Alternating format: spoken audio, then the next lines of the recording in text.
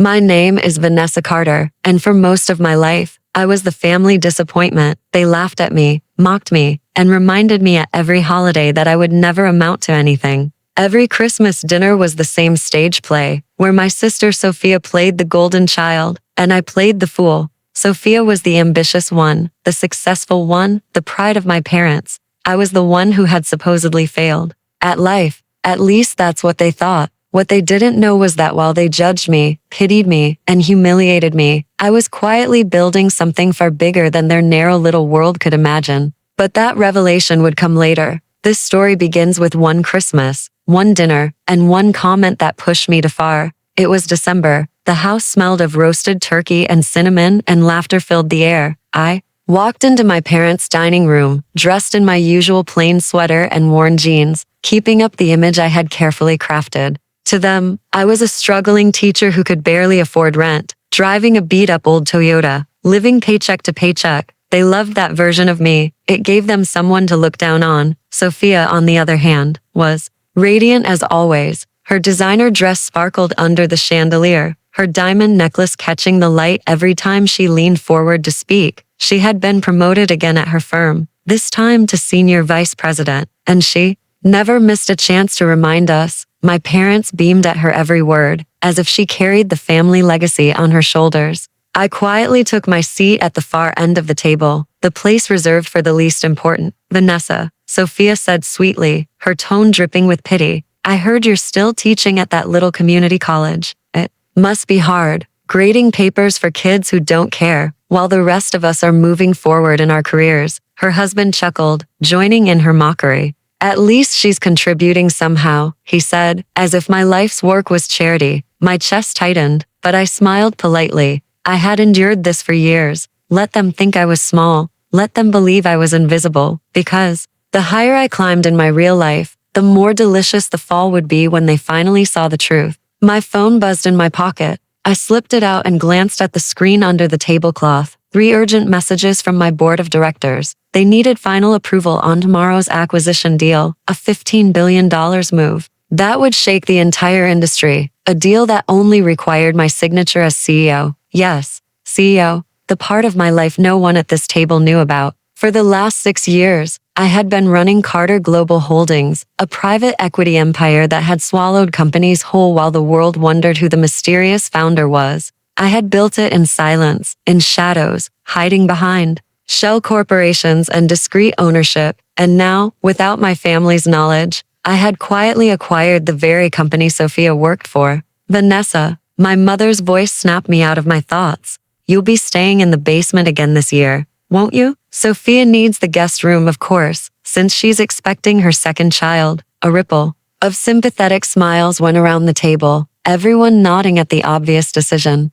As if my comfort never mattered. The basement is fine, I said softly, pushing the turkey around my plate. My father chuckled, shaking his head. You've always been the simple one, Vanessa. At least you don't need much to be happy. More laughter followed, the kind that cuts deeper than knives. My cousins leaned closer to Sophia, asking questions about her glamorous job. They ignored me entirely, as if I wasn't even part of the conversation. She bragged about her company car, her corporate card, her luxury travel. My parents listened with glowing pride, their faces alight as if Sophia's achievements were their own. I sat in silence, remembering that I had purchased a villa in Tuscany last summer, one they would never know about.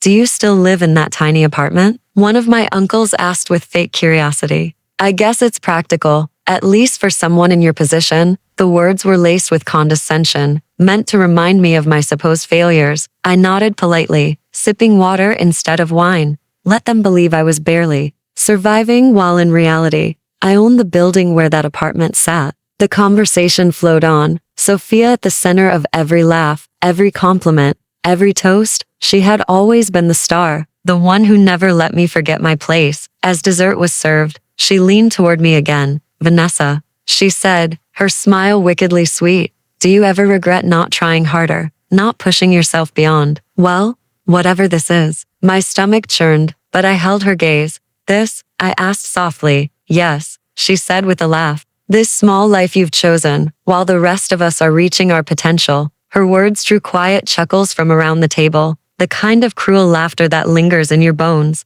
But they had no idea that tomorrow, her boss would be begging for my attention.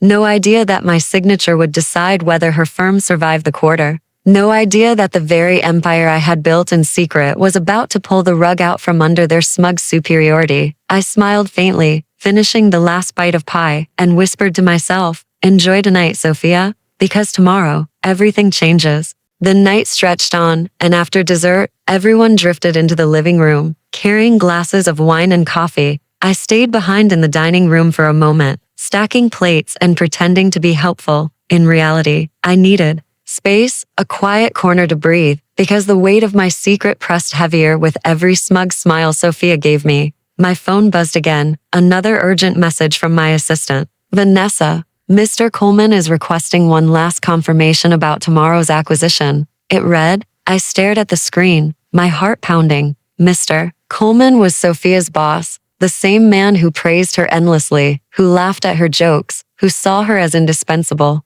He didn't know that his fate, his company's future, his year-end bonus, all of it depended on me. He thought I was unreachable, a reclusive billionaire CEO hiding in London, too busy to take his calls. He had no idea I was standing barefoot in my parents' dining room, holding a chipped plate, being treated like a burden. I typed a quick reply to my assistant. "Tell him I'll review the deal tonight," I wrote. No calls, no meetings, not until after tomorrow's board session. I slipped my phone back into my pocket and picked up the gravy boat, the weight of it grounding me. The time was coming, and I needed to be ready. "Vanessa," my mother's voice called from the living room. "Leave those dishes, dear. Come join us." Her tone was warm enough, but underneath, there was that sharp edge, the edge that always reminded me that my role was never to shine, only to serve. I walked in and found everyone settled comfortably. Sophia sat in the best chair, angled perfectly near the fire, glowing in its warmth. "You'll sleep in the basement tonight," Mom said again, smiling faintly as if she were offering me a kindness. "We've put a blanket down there, and your father carried down a space heater this afternoon." The word stung, not because of the basement itself, but because of the casual cruelty, the way my comfort was always an afterthought. Sophia smirked from her chair, swirling her wine. "It's good for her," she said softly, not softly enough. I smiled back, though it didn't reach my eyes. "I've slept in worse places," I said, and that was true. I had slept in tiny hostels while traveling to secure my first contracts. I had worked from coffee shops with unstable Wi-Fi when I couldn't afford an office. They didn't know those sacrifices had built Carter Global Holdings into a machine of power. They didn't know the garage they laughed about. Tonight was nothing compared to the penthouses I now owned, the island I had bought last year, the private jet that waited for me whenever I needed it. They didn't know because I had never told them, because part of me enjoyed being underestimated. And yet, tonight, I felt the scales tipping. Their contempt was too much, their laughter too sharp. "So, Vanessa," Uncle Henry said, breaking the silence.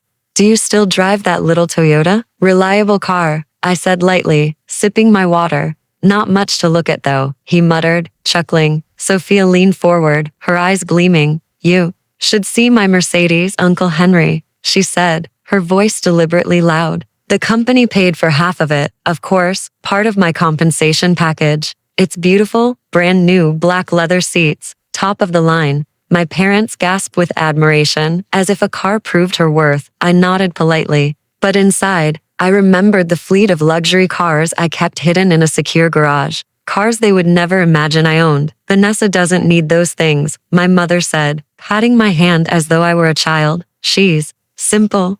The word landed like a slap. Simple. A lifetime of dismissal condensed into one neat syllable. I forced a smile, but my heart pounded against my ribs. I excused myself and stepped into the hallway, pretending I needed to make a call. I leaned against the wall, closing my eyes. This was the moment I realized tomorrow could not just be about business. It had to be personal. My family needed to see me, truly see me, for the first time in their lives. My phone buzzed again, this time with a different message from my assistant. "Mr. Coleman has been calling nonstop," it read. "He's desperate for a meeting before Christmas dinner tomorrow." I laughed softly to myself, the irony cutting through the pain. Tomorrow, he would see me at dinner, but not in the way he expected. I walked back into the living room, my mask firmly back in place, My father had pulled out old photo albums, flipping through them with Sophia's children on his lap. Pictures of Sophia at her graduation, Sophia with her first internship, Sophia with her first promotion, page after page of her golden achievements, not a single page of me. Vanessa, my father said suddenly, glancing up, did you ever regret not doing more with your education? You were smart once, very smart, but you gave up on yourself, didn't you? My throat tightened, but I forced myself to breathe evenly. Maybe I didn't give up, I said quietly. Maybe I just chose a different path, Sophia snorted, not bothering to hide her amusement. Different is one word for it, she said. Failure is another. The room erupted in laughter again, soft but sharp, and I felt the sting of it deep in my bones. But instead of crumbling, I straightened in my chair. They didn't know the truth yet, and the truth would break them. For years, I had kept my empire hidden to protect myself, to protect my peace. But now, I wanted them to see it, to choke on it. The night ended with Sophia kissing her children goodnight and heading upstairs to the warm, soft guest room. My parents retired to their bedroom, murmuring about tomorrow's Christmas dinner with Sophia's colleagues. And I made my way down the creaking steps into the cold basement, a thin blanket waiting on a cot near the water heater. I sat down, staring at the concrete walls, and laughed quietly. They thought this was all I deserved. I pulled out my phone, opening the secure folder where my empire lived. Financial reports, acquisition documents, investment strategies, my true life. I reviewed the pending deal one more time, then sent my approval with a flick of my finger. Tomorrow, Carter Global Holdings would own another billion-dollar company. Tomorrow, Sophia's boss would answer to me, not the other way around. I turned off the light, laying down on the hard cot. The cold seeped into my bones, but I didn't mind. I had endured worse. What mattered was tomorrow. The performance of a lifetime. My family thought Christmas dinner would be about Sophia's triumphs, but Christmas dinner was about to become my stage, and when the curtain rose, they would never look at me the same way again. The morning of Christmas arrived with frost on the windows and silence in the house. I lay awake in the basement, staring at the ceiling, my heart steady and calm. Today was the day I had carried in my mind for years, the day when shadows would lift and masks would fall. The cold of the basement didn't bother me anymore, because I knew warmth was coming, the kind of warmth that came from truth. I dressed simply, just jeans and a sweater, nothing flashy, nothing to give away what was about to happen. Upstairs, I heard the creak of footsteps, the rush of children's laughter,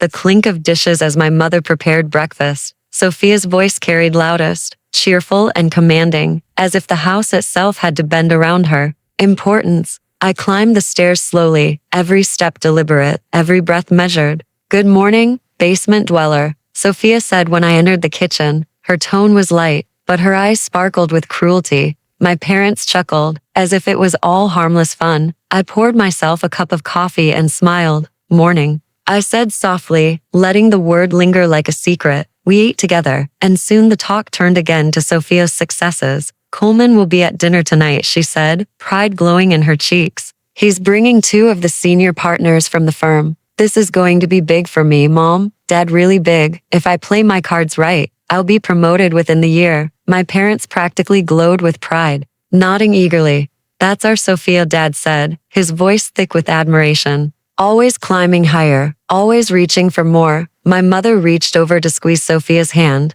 We are so proud of you, darling, she said. They didn't notice me sipping my coffee in silence. They didn't notice the flicker of amusement that danced in my eyes. They didn't notice because they never had. That was their mistake. The day passed in a blur of preparations. Food was cooked, the dining room decorated, candles polished, silverware shining. I helped set the table, carrying plates and glasses, slipping into the rhythm of a servant in my own home. Sophia gave instructions as though she owned the place. Vanessa, be careful with those wine glasses, she said. They're crystal, not like the cheap stuff you're used to. I nodded, biting back a laugh. She had no idea how many times I had drunk champagne from glasses that cost more than her entire car. She had no idea that tonight, those same hands she mocked would hold her future in them. And soon she would understand. By evening, the guests arrived. Mr. Coleman entered first, tall, confident, his suit impeccable. 2 senior partners followed, equally polished, their laughter filling the room. Sophia rushed forward to greet them, her smile wide, her handshake firm. My parents hovered nearby, their pride practically spilling out of them. I stood back, silent, watching. Mr. Coleman glanced at me briefly, then dismissed me with his eyes, as if I were invisible. He had no idea. Not yet. We sat down for dinner, the table groaning with food. Conversation bubbled. Laughter sparked, and once again, Sophia held the spotlight. She spoke about her achievements, her future goals, her dedication to the company. Mr. Coleman nodded approvingly, clearly impressed. "You've done excellent work, Sophia," he said. "I see big things ahead for you." My parents practically melted with joy, their gazes locked on Sophia as though she were a star in the night sky. I took a slow sip of wine, waiting. The moment had to be perfect. The reveal had to cut clean, precise, unforgettable. "And what about you, Vanessa?" Mr. Coleman asked suddenly, almost out of politeness. "What do you do these days?" The table stilled, everyone turning to look at me, curiosity mixed with faint amusement. Sophia smirked, ready to jump in with a jab. "She's between things," she said with a laugh. I set my glass down gently and met Mr. Coleman's gaze. "I run a company," I said simply. The words hung in the air, light yet heavy. "Oh really?" he said, clearly humoring me. "And what kind of company is that?" "Carter Global Holdings," I replied. The silence that followed was deafening. Sophia froze, her smile faltering. My parents blinked in confusion, their forks suspended in midair. Mr. Coleman's glass nearly slipped from his hand. "Excuse me?" he said slowly. "Did you say Carter Global Holdings?" "Yes," I said, my voice steady, calm, undeniable. "I'm the founder and CEO, the one who just finalized the acquisition you've been so desperate to push through."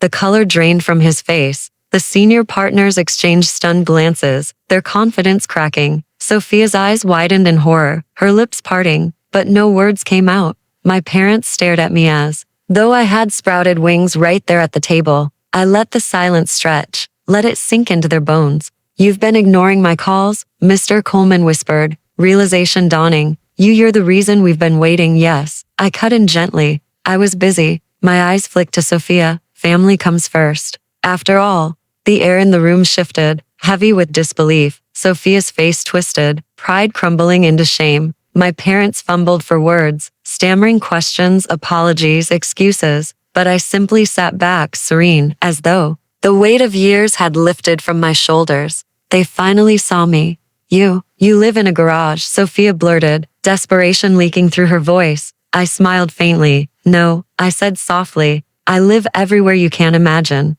The garage was just part of the story I let you believe.